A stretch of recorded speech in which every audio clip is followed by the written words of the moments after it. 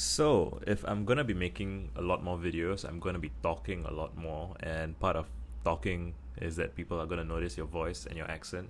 And I mean, even if nobody else does, it's something that you do, right? Like I myself making videos am going to be listening to myself talk a lot, and that's something I want to think about and pay attention to, and I might as well make a video about it. So let's start with the accent. If my accent sounds unfamiliar to you, it's because I'm Singaporean, and Singapore is a small country in Southeast Asia with like 5 million people. And the interesting thing is, even within Singapore, there is a diversity of accents, and I'm sure this is true everywhere. And I'm proud of being Singaporean, and I love that you can hear it in my voice. I don't intend to change that. I would like people to always be able to recognize that, hey, that guy sounds different. That guy sounds, where's that guy from? And people, oh, he's from Singapore. He's from Southeast Asia. That's what they sound like. I like it. I like that. That is um, a marker, right? It's like where you can convey where you're from the way you speak. At the same time, I want to make sure that I am intelligible to the broadest possible audience. So there are certain things about certain idiosyncrasies, I suppose you could say, about the way I speak naturally. So I mean, part of what this video is about is that there isn't really such a thing as naturally. So that's how I speak with my wife. That's how I speak with my parents.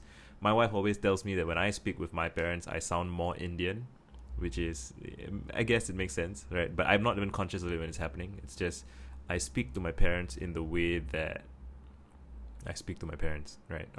A little bit, it's a little bit the way that they speak, I guess, right? So there's a sort of I'll meet you where you are thing. Same for when I speak with when I'm ordering food at a hawker center. Yeah, and people can be so mean and uncharitable about this. I remember I was watching a video of I think AOC, Alexandria Ocasio Cortez. She was speaking at, I think, a black event. Like her audience was all black, and people were saying, "Oh, she's putting on an accent to try and get along with." Sure, but like if you have experience talking to people, it's. I don't think it's something that is. So it can be a conscious choice, but I think even if you're not trying to be conscious of it, it's something that it's a call and response thing. It's a thing that you adapt to the way you speak. So you can, if you look at my oldest videos, I'm pretty much assuming that I'm speaking to a Singaporean audience. And if you search for me on YouTube, you'll find videos of me speaking to a Singaporean audience. And while I am making this video, I have my international friends in mind.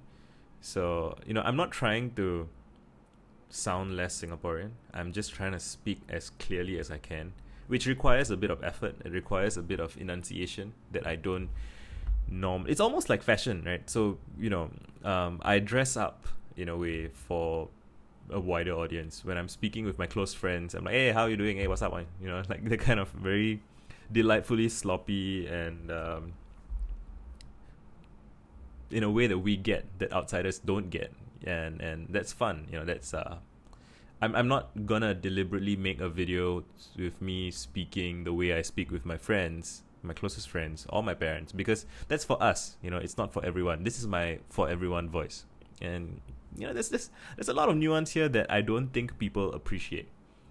What else? Sometimes you'll hear people say that Singaporeans travel overseas and they study overseas, and then they come back with an American accent or a British accent, which is funny because I'm sure that Americans and British people have no concept of an American accent or a British accent. It's like saying, it's like going to India and asking people, "Hey, can I have some Indian food?"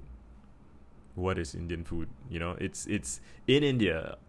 All the food you get is regional food, right? And similarly, like in the States, there's the New York accent, there's a California accent. And if you go to New York, people will be like, oh, Brooklyn people talk this way, and Queens people talk this way, and there's like ethnic differences, and there's just it's an infinite game. There's endless complexity, and people speak about the way other people speak.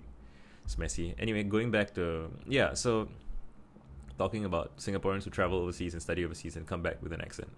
So I've never studied overseas. I have been in Singapore most of my life, and I've visited the States once.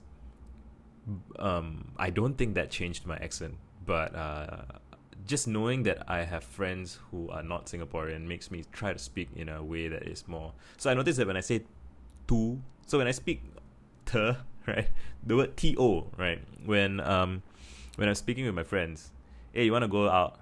Hey, what do you want to have for lunch? Are you going to? It's almost, it's. But when I'm speaking to more, I find that I shave off the to become a te, you gotta, right, you gotta do this, you gotta do that. It's kind of a work in progress, and I'm not consciously working on it. But it's so another word that's funny is wait, before I get to the word, I write a lot and I read a lot, so the language in my brain is very literary, right?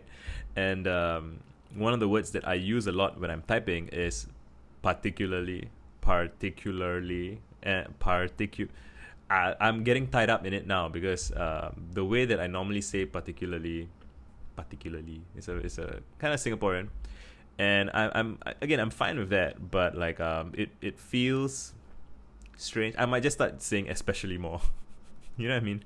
Because and I think the longer the word is and the more parts there are to the word, the more like it's almost like if you're cooking something that is I don't know if I'm gonna hate this analogy. It's like a big word, so when you try to fry it, the heat doesn't get to the inside, so it's like undercooked, right? So the way I say particularly is undercooked, and I'm fine with that. Like it's a bit of a tick, but whatever. It's a marker, right? It reveals to you that, oh, here's a guy who uses that word. He's from somewhere. He hasn't completely modified that into fitting in perfectly somewhere else, and I'm fine with that. I like that it's messy and imperfect, and yeah. I had a side note in my notes, which is a frustrating thing about comedy in Singapore, and I wouldn't be surprised if it's a common thread in comedy around the world, is that you often get kind of middle class or upper middle class people whose entire comedy is predicated. It's built on making fun of lower status people, lower status See, once I'm conscious of it, I get strange, I get messed up. Middle class people making fun of lower class people for the way they speak, for the way they act, and they caricature them, and that's not cool. That's but lots of people seem to be fine with it. So I'm not here to be a killjoy. I'm just trying to understand what is going on, and I think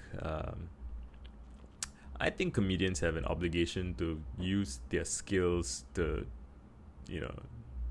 go after the people who deserve. I mean, I don't want to. This is supposed to be about accents. I don't want to make this into a kind of political, but everything is political, and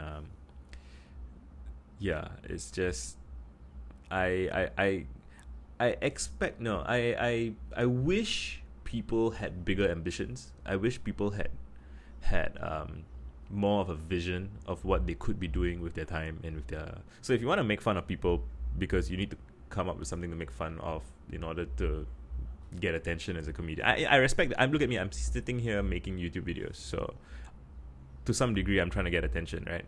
But this could be a whole separate video, but I feel like you should think about, and I mean, you don't have to, you can do whatever you want, it's your life, but I invite people to consider that they could be more ambitious about what they want to do. And like, if you're a comedian with a national stage, national attention, do you really want to be spending your time drawing attention to kind of just cheap shots? Do you really want to be taking cheap shots? You can afford not to. You can afford to take better shots.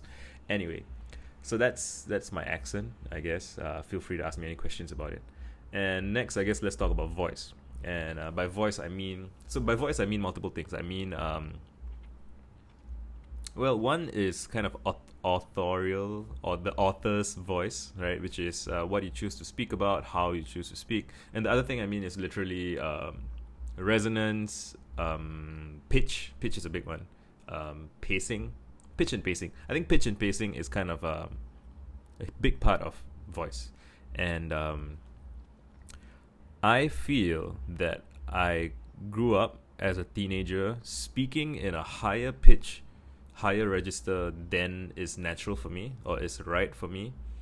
And I used to speak a lot faster. Again, I don't want to try and pretend. I don't want to like put on my faster voice. You can look it up if you want to. But and even if you just watch like on Twitter, I've been making a series of videos, and you can see, I think, from the first video to the most recent ones to this one, I have been learning to speak more slowly. I have been learning to speak more deeply, so with more breath from my chest or deeper. And I feel like I'm supposed to have a deep, slow voice. Maybe not. Me at my slowest will still be moderately fast. I'm never gonna be like if you watch Lee Kuan Yew speak, he speaks super slowly sometimes. He'll say a word and then he'll say another word. You know, it's kind of I don't have that kind of patience. I'm a person who plays fast and loose. I like to, but you know, I'm open to changing my mind about this. I think I will change my mind about this, because the point of being fast and loose, and I used to be like that with writing, right? The point of being fast and loose is to try and get a lot of stuff out.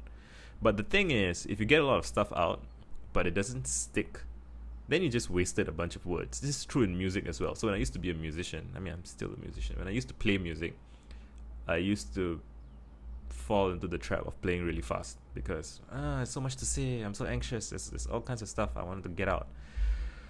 But you resonate a lot more with people when you choose your notes carefully. And I'm sure the same is true for words when you're writing, and surely it's the same for words when you're speaking. Right, so I want to practice speaking in a deeper voice and speaking more slowly. But I don't want to be fake about it. I don't want to be like, oh, you know, I mean, I want to how deeply can I speak? You know, how does it get weird here when I speak this low? Does anybody? I met this guy on Twitter. His name is Korede. I think he's from Lagos. It's pronounced Lagos. And he has this really natural, deep, manly voice, man. He's like 20 years old and he naturally speaks like this. I would feel weird speaking like this. So I'm trying to calibrate to that. This is still too low. This is like, but you know, you can practice speaking, right? It's just like exercises. You go high, you go low, you try and find the full spectrum of possible expression. And then sometimes if you want to speak higher, you can, you know. So it's a calibration. It's fun. There's a lot of space, right? So even with accents and with word choices, with tempo, we are all musicians. I love that phrase from someone, I can't remember who, but they said that we are all singing all the time because there's pitch and there's rhythm. So everything you say is singing. And similarly, you know, everything you do with your body is dancing. So we're always singing and we're always dancing, which is fun. It's fun to think about because then you can always be working on your creativity. You can always be working on your craft. And I'm going to be continuing to do this. And I like that when I now watch more recent videos of myself, I enjoy myself more. I enjoy the sound of my voice. And, you know, it's tempting to... That would segue nicely to an entire video about narcissism and self-image. And I joke, but I mean it when I say that I love myself too much to be a narcissist, because I think narcissists are fixated on a very narrow concept of the self, and I think the self should be continually rewritten, destroyed, reshaped, reborn. Yeah, so it will be interesting to make another video about my voice and accent like a year from now maybe. But for now, this is where we end. Done.